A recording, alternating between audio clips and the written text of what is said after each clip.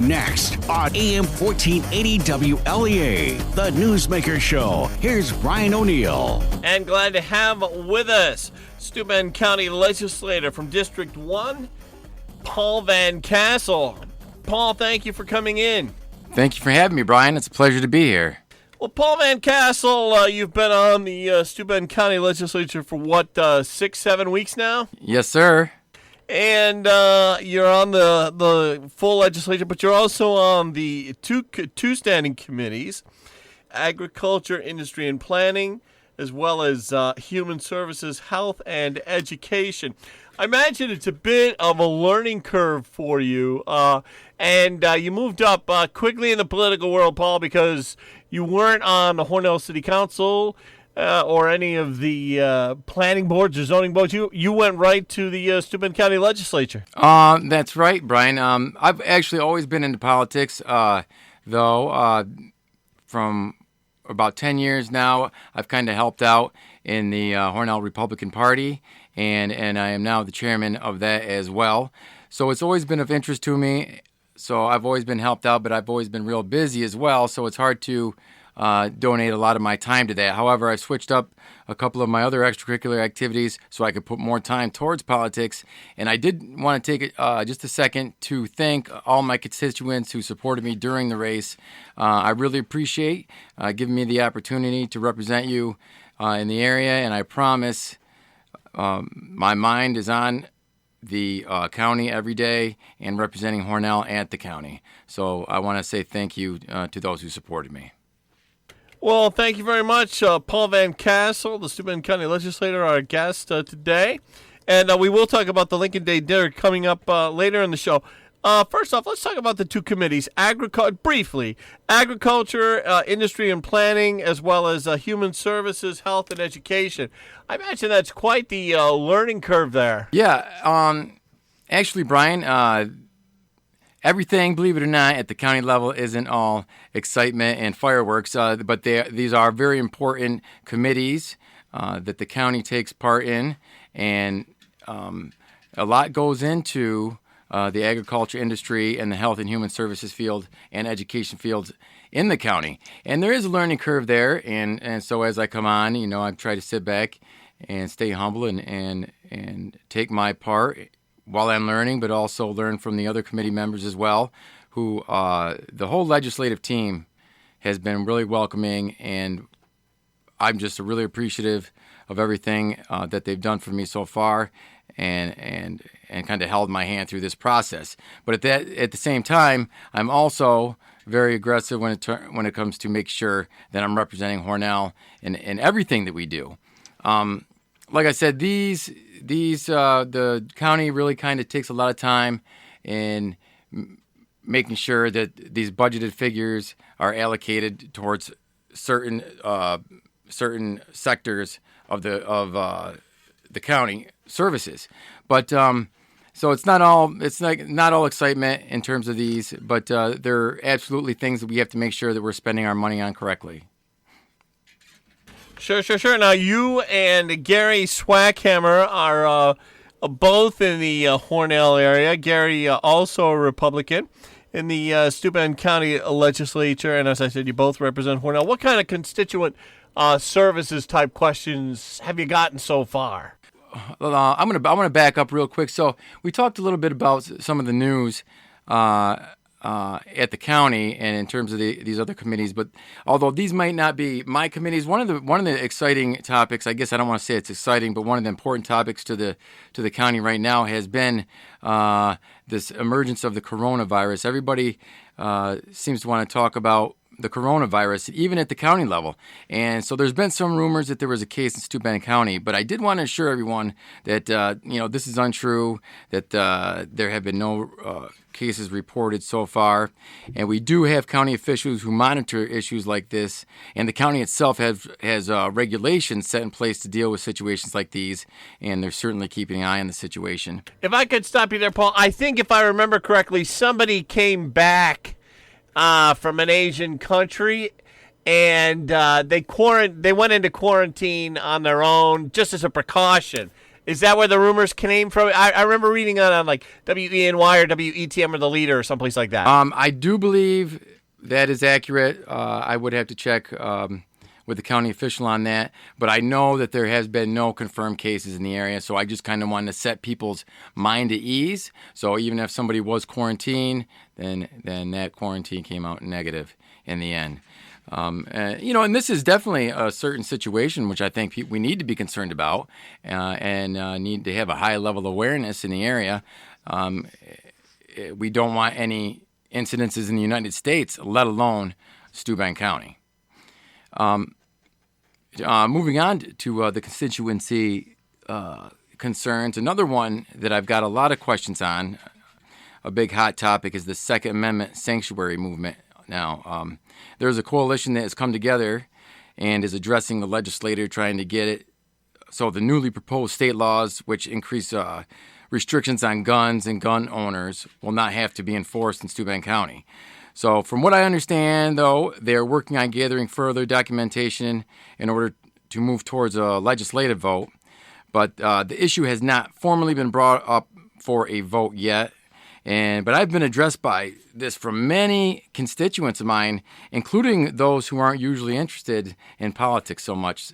So this is definitely a hot topic in the southern tier. So correct me if I'm wrong, there's talk of the possibility of Steuben County being a sanctuary county area for the Second Amendment. What's that mean? So what that means is the state is rolling down new gun restrictions on gun owners and guns themselves.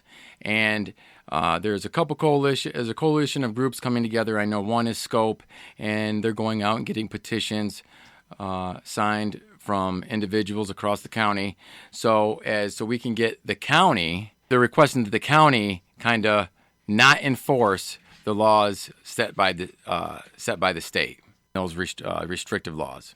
Talking with Steuben County Legislator Paul Van Caeseele. And how about bail reform? What kind of conversation do you hear about that, both at the county and from the voters? Sure. Well, the bail and bail reform has kind of been on the table for a while now, but it doesn't seem to want to go away. It's really caused quite a stir in the county on both larger and localer levels. And so the state has rolled down bail reform changes, most of which no longer let the judge have discretion over whether or not to detain a suspect or to set bail until trial or until future hearings. The big issue this causes is the release of dangerous individuals directly back out into society with no regard to what their crime was. In fact, I know there was a situation not too long ago where someone was arrested and released 3 times in one day for charges including physical assault. So, and I know dealing with this issue is also increasing Steuben County costs as well. There's also the discovery mandate, which kind of goes along with these law enforcement reforms. And this requires the DA to automatically provide 21 different kinds of materials in regards to case information to the defense. So several of the items were not previously listed in the old statute, and the old law required the defense attorney to provide a written request for the information they wanted. The problem here is it's costing the attorney's office a lot more money in research and info gathering. So in order to comply, the county legislator actually had to approve more spending for additional staff and equipment, and that was done back in September. I know Brooks Baker, the district attorney, thinks it might raise costs 30 to 40% in that office, and even more maybe. So I guess we have to thank Cuomo for that one. But we really had no choice. That was done back in September before I came on board, but it has increased cost slightly. Talking with Steuben County legislator Republican Paul Van Caeseele. And we're going to talk about the Lincoln Day dinner coming up shortly. I thought that was kind of interesting, the coronavirus. I was kind of surprised that was much of an issue at all. I don't think if most people in Steuben County, with the exception of maybe some Corning Glass guys going over to Asia. Yeah. A whole lot. Where the concern came from, but I didn't know that. Well, yeah, definitely, and it's funny the amount, and I think people see it on a national scale, so then they come back and talk about it on a local scale as well, and you know, people. This is that time of year when people get sick, so whenever they get the slightest little thing, I think sometimes that the scariest. Nightmares come into their vision, and then they absolutely start thinking in that direction. But I just wanted to try to calm everybody's fears about that. Yeah, interesting. You must have heard some interesting talks so far at the county legislative meeting. Wondering, have you heard from District Attorney Brooks Baker or Sheriff Jim Allard at the meetings so far? Actually, those would.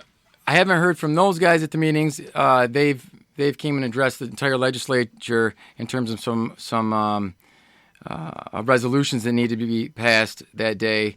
But in regards to speaking to them directly, I have not. However, I have spoken to Sheriff Allard on a personal level. He has invited me over to the jail and gave me a little tour over there.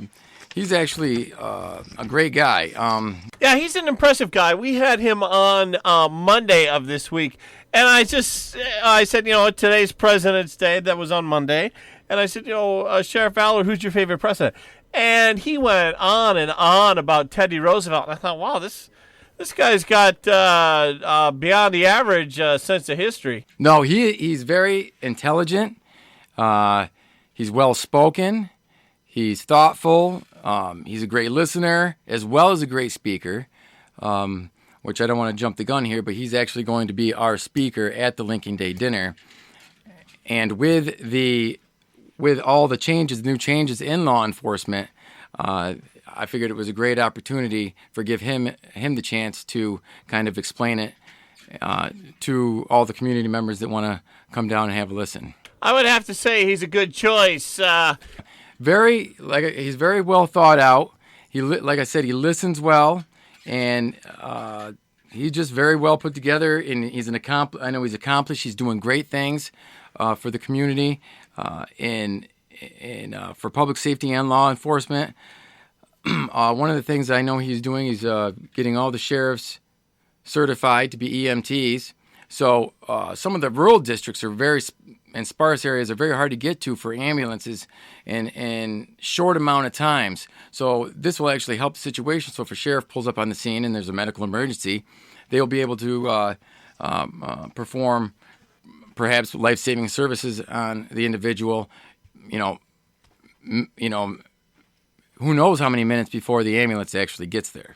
Yeah, that was something we learned recently from both Sheriff Allard on the Newsmaker show, talking about how one of the officials, I'm not sure if it's a deputy or not, could be a corporal, not sure, but he was talking about how one of the officials on the Steuben County Sheriff's Department staff just became an EMT. That's, I think they have like 16 or 17 EMTs. And on top of that, Hornell Police Chief Ted Murray spoke last week at a Hornell meeting, and we covered that. And Murray talked about how 5 people were saved from near-fatal overdoses with Hornell Police using Narcan. I'm wondering if the topic of heroin and fentanyl and methamphetamines, has that come up at any of the meetings you've attended so far? Oh, absolutely. It definitely has come up. And the county is on the forefront of making changes to make sure that we address those issues and giving full frontal attention to those, so to make sure that they don't get placed aside. As we know, the opiate issue in the county is actually kind of high, but it has been reducing on a significant level over the last couple of years, and because of some of the regulations and the procedures that we're putting in place, and because of the attention that we're giving to programs that address those issues, such as the ones you stated. But I did want to go back and state that these these activities that the sheriff is putting in place they're not mandated for him to do that. He's actually taking this on and making sure that he takes the liberty to put these in place himself. And I think that's great because he's also inspiring other surrounding counties and even local police stations to want to do the same thing.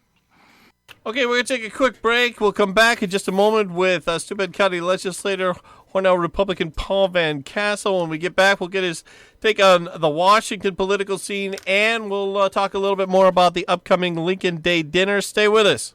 As a reminder, there'll be a blood drive this Thursday at the Hornell VFW on Caeseele Street, Hornell. This reminder brought to you by Decorator's Choice, where they have a wide selection of the highest quality carpet, wood, laminate, rugs, and vinyl flooring at the best prices. Conveniently located in Hornell, Decorator's Choice has an experienced and knowledgeable staff who will guide you through each step of selecting the right flooring for your home or business. Again, that blood drive is this Thursday at the Hornell VFW on Caeseele Street, Hornell from 1 until 6. Meteorologist Rob Carolyn with us now. He's standing by his story from yesterday, which is cold today, and it's going to warm up on the weekend. That's right, Brian. Arctic high pressure, which is located over the Dakotas and Minnesota this morning, is slowly going to work its way east, and as it does so, it's going to keep us rather chilly today, tonight, and into tomorrow.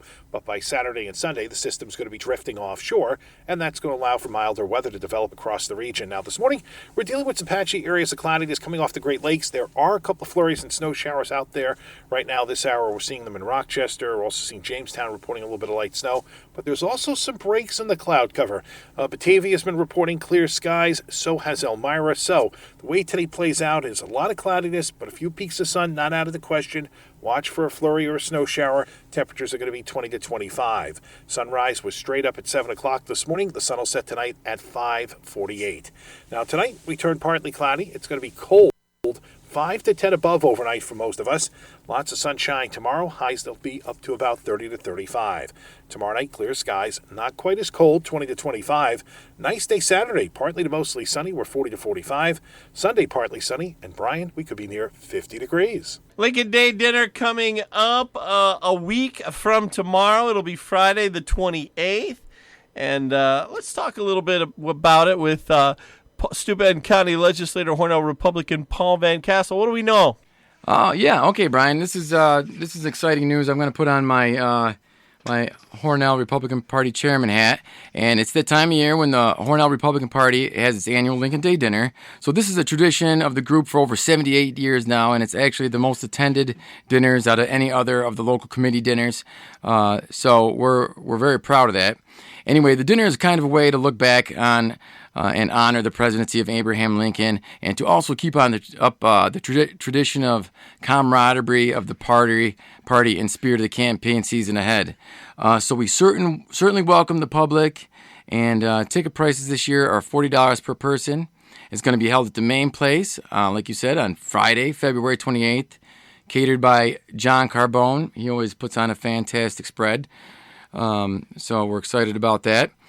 The social hour, and don't worry for folks who are Catholic, we will have a meal for Lent as well. So social hour starts at 5:30 and dinner is served at 6 p.m. Like I said, the public is invited, and as always, we're expecting a vast array of local officials. I know you mentioned that as we talked before. State Congressman Tom Reed, State Senator Tom O'Mara. We got State Assemblyman Phil Palmisano, and we're expecting the State Assemblywoman Marjorie Burns, of course. And that's just on a short list.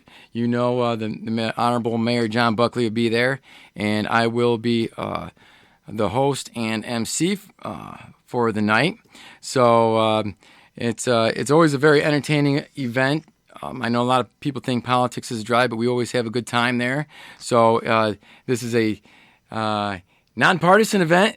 You know, Democrat, Republican, come on down. We welcome everybody. It's a lot of fun, and it's a great way to meet your local officials as well.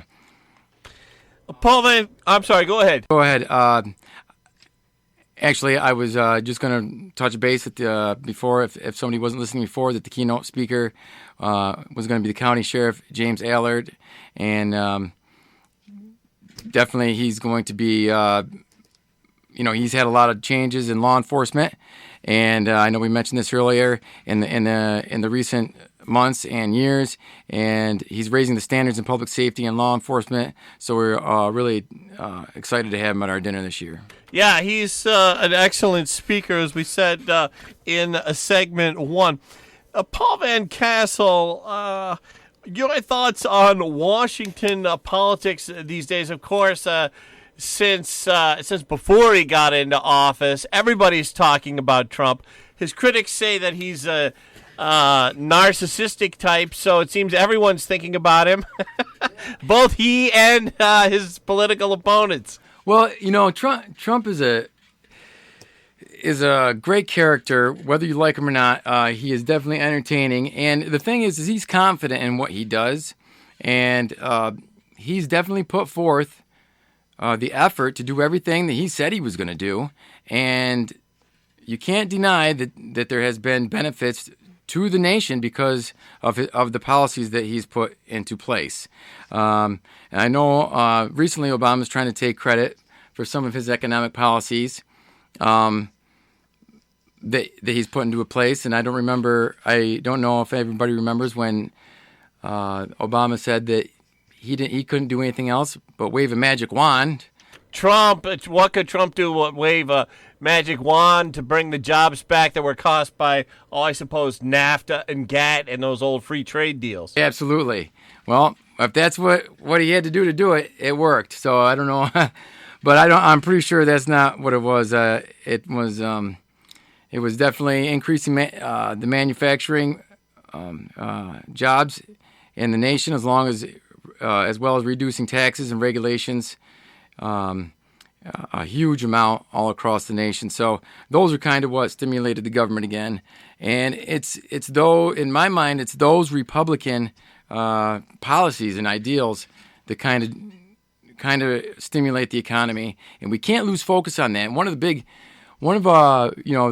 I guess Bernie Sanders is ahead in the polls, I heard today on the radio, which is a little bit scary because he's a socialist, and we know he's an admitted socialist. He got married in Russia, which makes me think he's a communist. His honeymoon was in Russia, which makes me think he's even more than socialist, which is really kind of scary because then he's admitted to, right? Yeah, when they take away, when the government gives you something, they always have to take away something as well, and they continually make promises that they can't keep. They can't run any organization in the green. Everything that they run, Social Security, the post office is near bankruptcy. So it's just I just hesitate to put any more responsibility in their hands. Down to the last couple of minutes with Steuben County Legislator, Hornell Republican Paul Van Caeseele. Was there anything I did not bring up that you wanted to address, Paul? Well, I just wanted to end our discussion, Brian, with something that's bothered me a few times watching and listening to local and national news. Once in a while, I'll hear someone to refer to the United States as a democracy, and I've even heard historians give lessons on history and conclude it with an analysis of how furthering certain policies could potentially begin to unravel our democracy or something of that sort. But the fact is that the United States is not a democracy, but it is a representative republic. And this representative republic style of government is literally the foundation of most historic events. So it is concerning to me when those commenting on history are educationally wrong at the roots. So it freaks people out sometimes when you tell them this, because being a democratic is the right thing to do, right? Well, it was designed as a representative republic to protect those who have strong points but not a loud voice, because democracy can actually cause tyranny rule. And it's almost like when you invite two wolves and a lamb to dinner and then vote on what to have for dinner. James Madison wanted to prevent rule by majority faction, saying measures are too often decided not according to the rules of justice and the rights of the minor party, but by the superior force of an interested and overbearing majority. So democracy can also lead to issues as well, and that's why we have the Electoral College and a representative republic instead of a democracy. Well, with that, we have to go. Paul Van Caeseele, Steuben County Legislator, want to thank you very much for coming on. All right. Thank you very much.